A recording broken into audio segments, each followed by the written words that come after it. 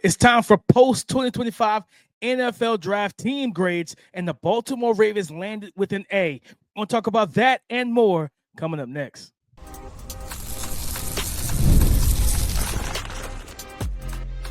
You are Locked On NFL Draft, your daily podcast covering the NFL Draft. Part of the Locked On Podcast Network, your team every day. Welcome back to the Locked On NFL Draft Podcast, your daily podcast covering your favorite draft prospects, part of the Locked On Podcast Network, your team every day. I'm your boy, Damian Parson. I'm an offensive draft analyst with Bleacher Report.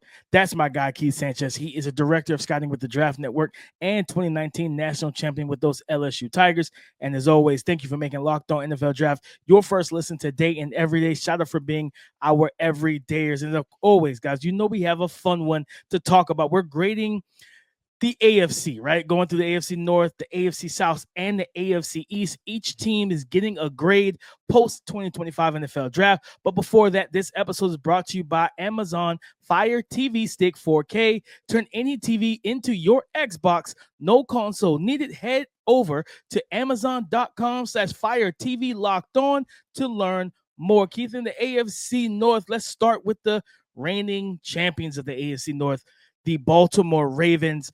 And you look at what they were able to do during the 2025 NFL Draft. Malaki Starks in round 1, Mike Green in round 2, Emory Jones in round 3. Got an athletic linebacker to pair with Roquan Smith. Offensive tackle depth. They went and got multiple corners in this draft as well. And a kicker, man. For me, Keith, I give them an A. That's my grade for the Baltimore Ravens. My favorite pick is not Malaki Starks. It's actually getting Mike Green in round 2, a guy that, if it wasn't for the off the field stuff, like, he would have been a first round pick because his tape speaks to that. A guy that knows how to get to the quarterback, and they needed a guy. They needed that true, just bucket getter, as I always say. And I feel like now they have that, where they didn't have a young guy that was capable of that. So I give the Baltimore Ravens an A, Keith. Yeah. Surprise, DP. We get a Baltimore Ravens an A+ for drafting well and taking best player available, and they'll add them to the team, and then they'll potentially turn into some type of all-pro / future all-pro, and they're all relevant names in the draft that have played well in college, DP. Yep. That's the best thing I have for you. Because you look, and I look at it, my favorite pick real quick. Is Emory Jones. And I know this is a forgotten name, but this is a guy that I keep saying is that most times you can't coach mentality. And this is a guy that, regardless of how his play went, he was still one of the meanest, toughest people on a football field. You can best believe in this power run game with Lamar Jackson, they're going to find a way to put him on the field. And I feel like he's going to become one of the best offensive linemen, because this is the perfect spot for him to go to. And you sit there and say, you look at the Baltimore Ravens draft class, and you look at some of the rest of the teams, like, how did you let the Baltimore Ravens do this again? And I even look at Carson Vincent real quick from Alabama A&M, who had a pretty solid Senior Bowl. Another guy, developmental piece that you don't have to play right away, but he can sit there. But let's keep this thing going. Absolutely, man. So we're going to switch this thing over to the Cincinnati Bengals. They went Shemar Stewart in round 1, Demetrius Knight, linebacker from South Carolina, in round 2, Dylan Fairchild, guard out of Georgia.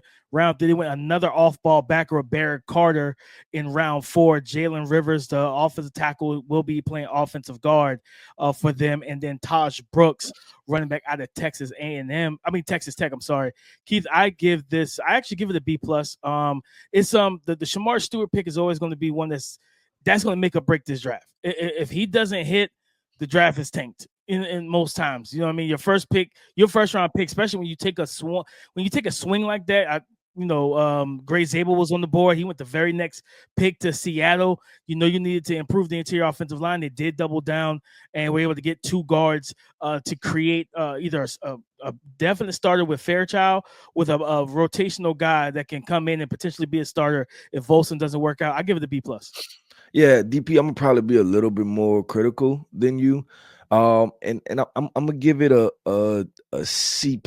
And that's just because, and it's kind of what you said, right? But it depends on how optimistic you are about the Shemar Stewart development, right? And looking at that first round pick with Shemar, it could work, it could not work, right? And I think it's a solid pick. And when you come off of the Baltimore Ravens grabbing Mike Green in the second round, and somebody that was proven sack production, and then you say, hey, we went and got Shemar Stewart in the first round.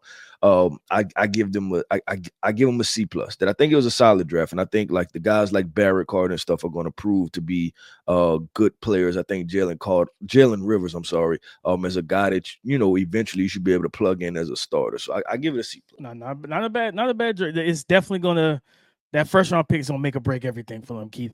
Let's flip over to the Cleveland Browns, who we talked about, yesterday, Keith. And switching over to the Browns, they traded down, got an extra first round pick. Made that trade with Jacksonville. They took Mason Graham, and from what I heard or read, that this was a Myles Garrett pick. I think Myles Garrett pounded the table for Mason Graham, putting him on that defensive line with him. So you got Mason Graham, Carson Schlesinger, linebacker out of UCLA. They got our guy Quinshawn Judkins, top of the second round as well with pick 36. Got Harold Fannin Jr., tight end out of Bowling Green. Then, of course, to close it out, Dylan Gabriel on the third round, pick 94. Dylan Sampson, running back out of Tennessee, to pair with Quinshawn Judkins. And then Shedeur Sanders was the last pick in the draft in the fifth round. Keith, I give the Browns, I give them a B. I give them a B plus, and I'm gonna tell you why I give them a B plus. I give them a B plus. I actually like the players they got. I love Mason Graham. Really like Carson Schlesinger. This kind of makes me wonder if JOK's injury with his neck, if that is long term, he may not either be back or may never get back to playing ball at the level he was. And I like Carson Schlesinger in general. Love the Quinshawn Judkins. Add to this team, getting Harold Fannin Jr. at H-back, move tight end.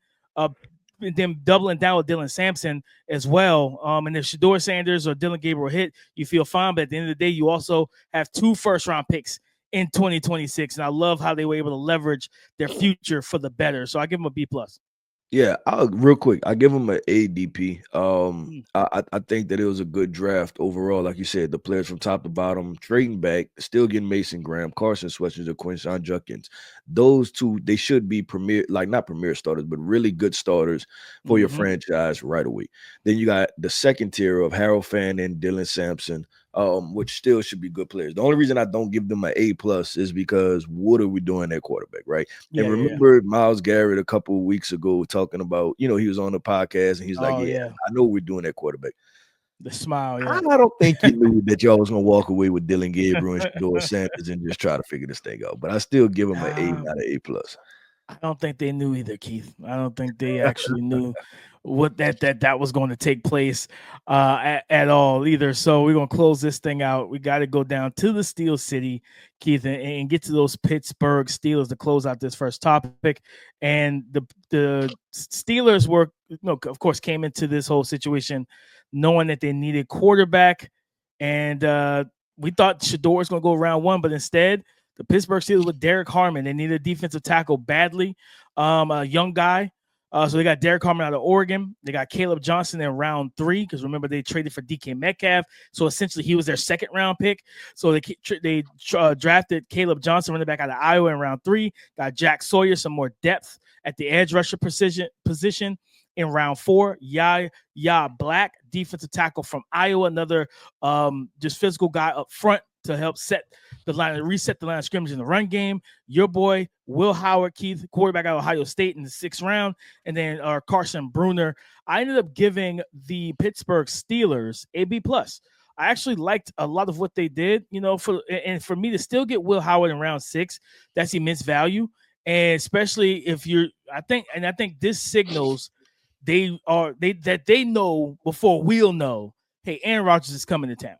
And gone, but as toxic as that might be, you take the veteran, you let him get the start this year, and you brought the prodigal son home, the PA kid, Will Howard, and get him in the 6th round, day 3. Like I said, there's no pressure to start him. There's no pressure for him to have to deal with the crowd and the fans. Just like, hey, I have to take this team. I have to take them to the playoffs. No, you get to sit at least a year behind one of the best they're ever doing in Aaron Rodgers. I give the Pittsburgh Steelers a B plus. Yeah, I look at it, and I probably put the Pittsburgh Steelers in the same category with the Cincinnati Bengals, like right in that C pluses range. And so the Jack Sawyer in the 4th round, I think that is solid value, right? But It's will he turn the corner, right? And then I like Caleb Johnson as a running back for sure. And then you're able to grab him in the third round. And the one that gets me, DP, is the Derek Harmon one. Because I like Derek Harmon, but I think I would have liked to see him more in the second round range, right? And I would like to see them kind of solve the future quarterback situation, even if it wasn't Shador and y'all had a higher grade on. I mean, the Saints took Tyler Shuck in the second round. If y'all had a higher grade on him, I just think that all signs to say pointed to a quarterback, and I get it, but you just trust that the Pittsburgh Steelers will figure something out defensively, but they went defensive tackle once again. And so I kind of got like, but of course, I love the Will Howard in the sixth round. I used to mock him in the first round. They got him, but they got him in the sixth. But so I give that a C pluses, but I think it was a solid draft overall. Yeah, man. I think they did a solid job, like you said, solid job. Yep, 100% with DP. That appears to be all four teams in the AFC North. So, we're going to do? We're going to change divisions. We are going to the wild AFC South. Yes, it's up for grabs. A lot of QB battles going on over there. A bunch of young quarterbacks. Let's talk about the AFC South and what are the surrounding pieces. We're going to talk about grading the AFC South coming up next.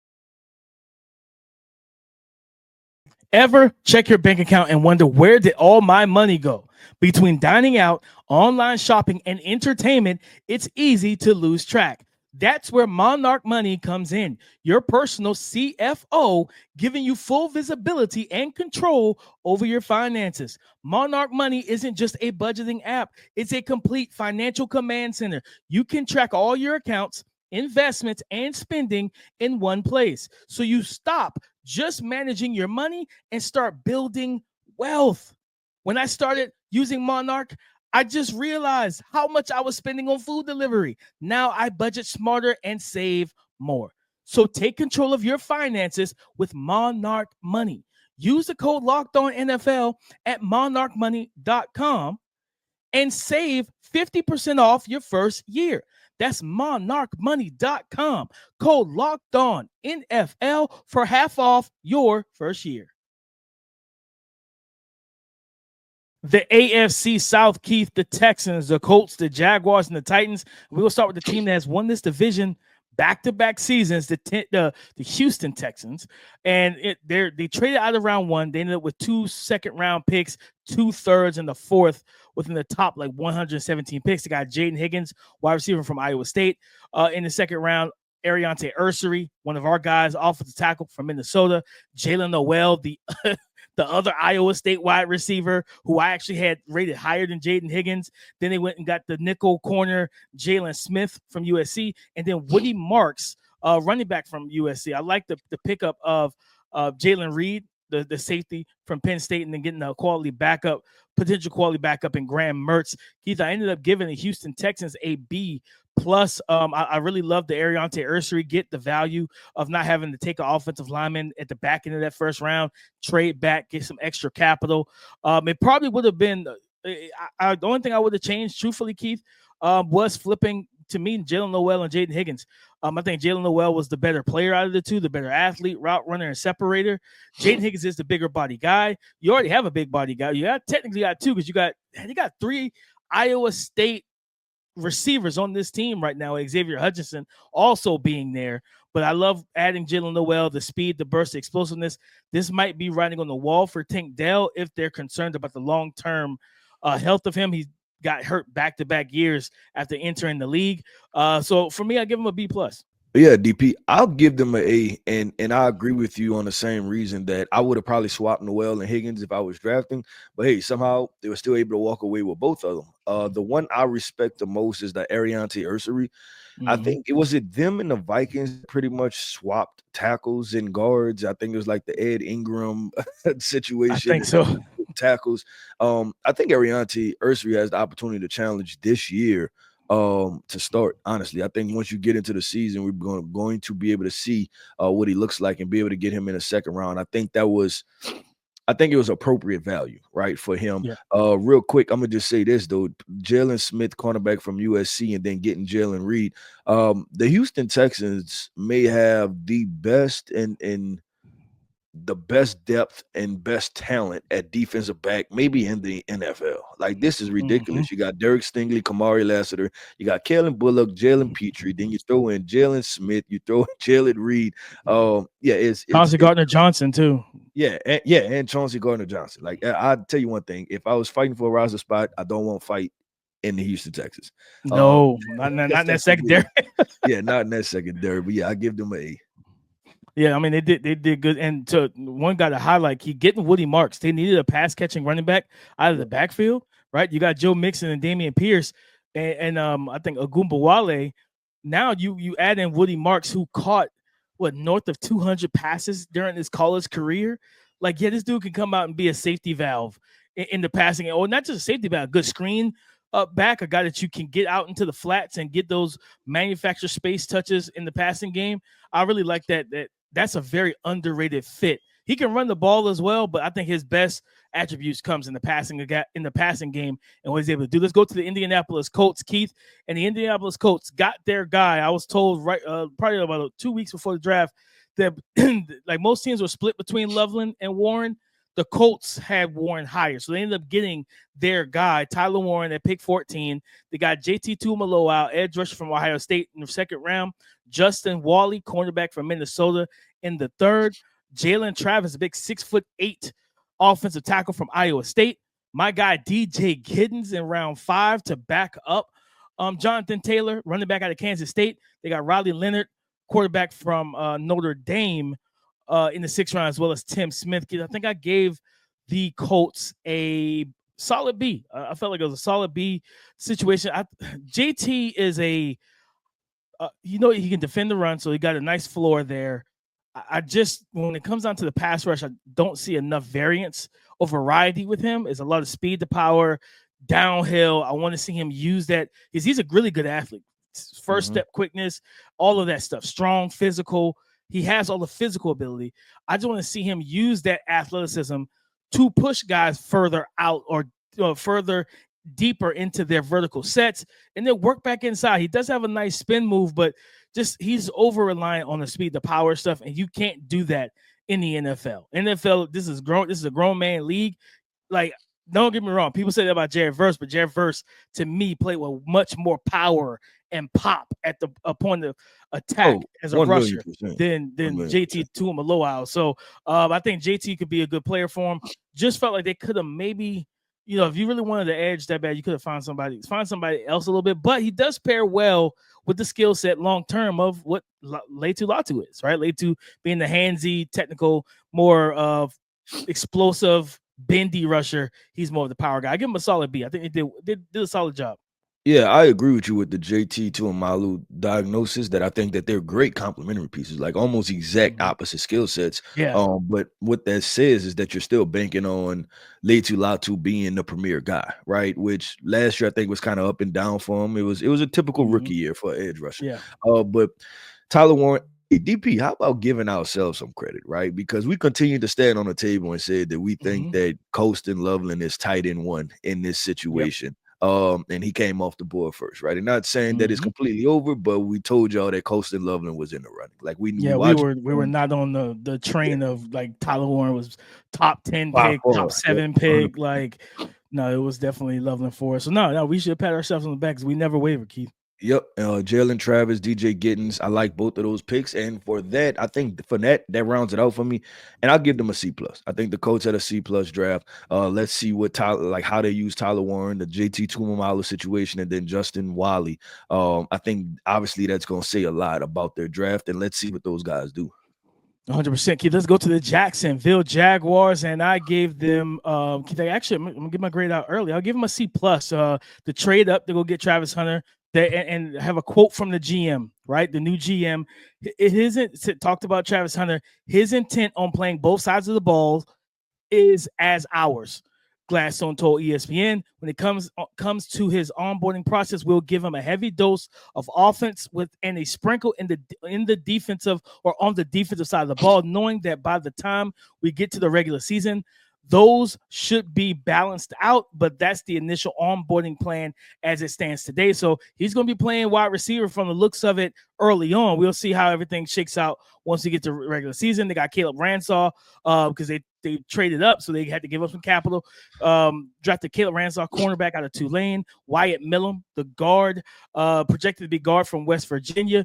Bashal Tootin, the explosive track speed home run hitter, running back out of Virginia Tech. Jack Kaiser, the smart, instinctive linebacker from Notre Dame. Another linebacker, Jalen McLeod from Auburn.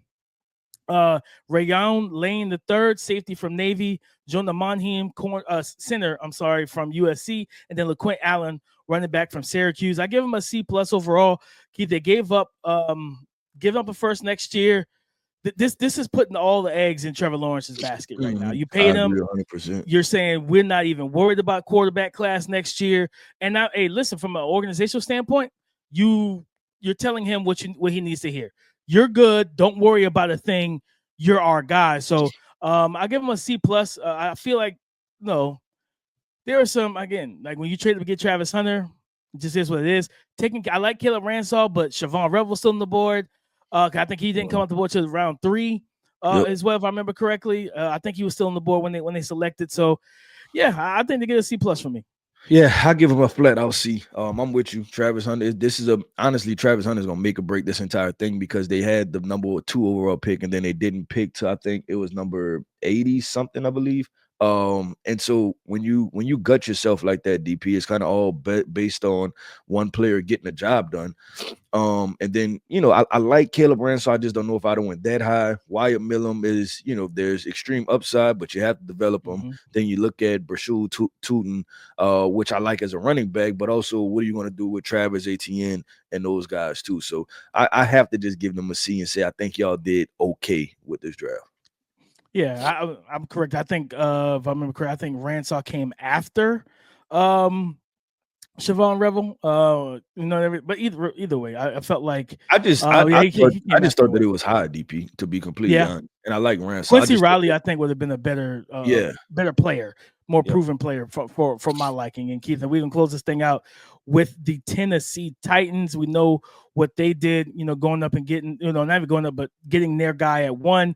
Their quarterback. So the Tennessee Titans getting Cam Ward at pick number 1. They got Olafemi Oladejo in round 2, the edge rusher. Kevin Winston Jr., a guy we like at the safety spot. He just was injured all 2024 in round 3. Shemar Dike. This run in the 4th round. Shemar Dike, wide receiver from Florida. Gunnar Helm, tight end out of Texas, and Elic Ayoman, wide receiver from Stanford. I think this is a nice little core of pass catching options to bring in. They also got, Cam Ward said after the draft, go sign my guy Xavier Restrepo. He wants that familiar face in the offense and in the room with them. So I think, what did I give them? I gave them an overall B-. I think that this stretch of in that 4th round I really like. And I also, again, I love Cam Ward.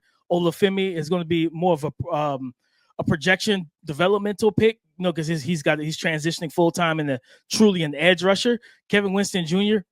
coming back healthy, brings that physicality to that safety spot and everything like that. So I give him a B-, Keith. Yeah, I'll go with a B, DP, and an optimistic B. I hate to make it seem like I like what they did. I like the Oladajo, and Kevin Winston was one of my favorite players, and they got him in the 3rd round. So I think they drafted some starters, and like you said, that Gunnar Helm, Elic Ayoman, that should turn out well for Cam Ward having some pass catchers that they were able to get in the 4th round. So I give them a B. But DP, it's time to transition again. We have another division. We're staying in the AFC. We're going AFC East. Yes, the messy, always entertaining AFC East. We're talking about great knows that division. We're going to talk about that coming up next. Today's episode is brought to you by FanDuel, America's #1 sportsbook. The NBA playoffs are here, and FanDuel is giving new customers an incredible way to get in on the action.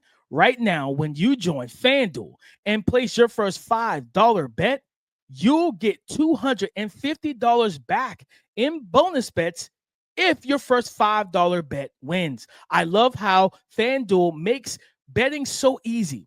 Whether it's picking my favorite team or diving into player props, from three-pointers to steals to assists, FanDuel has so many ways to bet your favorite player props. Plus, after the game tips off, you can even combine your live prop bets into a same-game parlay for a chance to win big. So don't miss out. Head to FanDuel.com and claim your $250 back in bonus bets today. Don't miss out. Head over to FanDuel.com and claim your $250 back in bonus bets today. Thank you for making Locked On NFL Draft your first listen today and every day. Shout out for being our everydayers. Grading in the AFC East. And Keith, let's go ahead and bring it up now. We have the Buffalo Bills, right? I gave them I gave the Bills a B+. They got Maxwell Harrison, cornerback out of Kentucky, TJ Sanders, D tackle from South Carolina, Landon Jackson, edge rusher from Arkansas, Deion Walker in the 4th round, defensive tackle from Kentucky, Jordan Hancock, kind of a nickel safety hybrid, in my opinion, from Ohio State, Jackson Hawes, tight end out of Georgia Tech, Dorian Strong, cornerback out of Virginia Tech, Chase Lunt, and then Caden Prather. I give them a B+. I think they did a good job. That stretch here from rounds 2 to 4, getting TJ Sanders, Landon Jackson, Deion Walker. I think you really gave yourself a mixture of defensive linemen that can help you in both phases of the game, the run game, the pass game. And with Deion Walker, that's the X factor of their class. You got to make good value, man. I think for him, you get this guy in, and Sean McDermott says we can get him playing again the way he did in 2023. Oh, yeah, this defensive line is going to be an absolute problem. Because now you got him be able to rush the passer alongside Ed Oliver. I love the Landon Jackson fit and the TJ Sanders pick as well, Keith. So I give it a B+. Yeah, I'm right there. I think this one we finally agree on. I give him a B+ too. I think they did a really good job. Maxwell Harrison, he was a late ad for me, right? Like he was a late bloomer for me. I was like, hey, I think this guy's a 1st-round prospect. Then you look at they drafted Jordan Hancock, and then at the very end, Dorian Strong was another guy I like. So they had DB issues. They went with 3 DBs. I think all of them can play. All of them have a certain role. Then the trenches, right? They had to address the trenches. They went TJ Sanders, Landon Jackson, Deion Walker, 3 different guys stylistically. Let's put them in position and let them roll. So I think they did a good job, DP. If you're talking about the combination, we always had this conversation of best player available / drafting for need, right? And I think they did a good job of kind of marrying the both in certain situations. So I think they get a B+. Yeah, they did a good job in trying to prepare themselves to stay amongst the top 3 to 4 teams in the AFC. Let's go to the New England Patriots. Keith, I gave them an A-, actually. Got Will Campbell at 4, offensive tackle from LSU, Travion Henderson, running back from Ohio State, Kyle Williams, wide receiver from Washington State, Jarrett Wilson, center from Georgia, Craig Woodson, safety from Cal. Love the Josh Farmer ad, defensive tackle from Florida State. Our guy, Braden Swinson, edge rusher from LSU. And then they just said, you know what, we're going to get the other minute details that we need, a kicker and a long snapper, just being the New England Patriots, because they're the only teams that really care about those things during the draft. So shout out to them, Keith. But I love what they were able to do. Travion, we all know what Will Campbell's going to be able to do. You know, really help Drake May on the blind side, but getting the explosive running back who can be that. He could beat James White in the passing game with much more rushing upside, as you know what I mean, with Travion Henderson, but also Kyle Williams, the receiver, adding another young piece, and Jarrett Wilson. So doubling down on in the first 4 picks was offense. It was 2 O-line and then 2 playmakers, right? And then getting Josh Farmer and Braden Swinson. And remember, they brought in Milton Williams. They got Christian Barmore, and they have Harold Landry the third, or Harold Landry Jr., whatever his last. You know, it was junior or the 3rd now. I don't know. But Harold Landry that they got. And then, hey, listen, Josh McDaniels is back in town in New England. So I gave them an A-. Yeah, I look at this, DP, and I give them an A. The only thing I would have liked if they'd have tried to add some more wide receiver pieces, right? And I know that they signed Stephon Diggs in the offseason, but other than that, they did a really good job drafting in the trenches. And players that I had much higher grades on, they got them in later rounds. Like you said, our guy Braden Swinson and Joshua Farmer. Jared Wilson was a guy that I was really high on and was able to snatch him up. The trenches are going to be okay in New England. Now it's just, can we get the skill positions, right? The wide receivers and things like that offensively. And see how they fill it out. Maybe they fill it out with veterans as they get cut, and different situations like that. But I give the New England Patriots, I'm gonna go B plus, and the only reason is because of the wide receiver thing. But I really liked what they did. No, I think they definitely feel good walking out of this draft. Let's flip this thing over, Keith, to the Miami Dolphins. They got Kenneth Grant, defensive tackle from Michigan in the first round. Jonas Salvanea, guard out of Arizona State, out of Arizona. Jordan Phillips, another defensive tackle from Maryland. Jason Marshall, corner from Florida. Dante Trader Jr., safety from Maryland. Ollie Gordon III, running back from OK State, and Quinn Ewers, quarterback from Texas. I ended up giving the Dolphins a B plus. I think they added physicality. They added just guys that's going to beat you up on the offensive and defensive lines. I love that. Adding an Ollie Gordon. They still had Damian Martinez. I would have taken Damian Martinez over Gordon, but they have smaller backs right now. They needed to add some size and strength in that running back. I just felt like they came into this thing saying we need to get more physical, and they did that. I give it a B plus. They did a good job.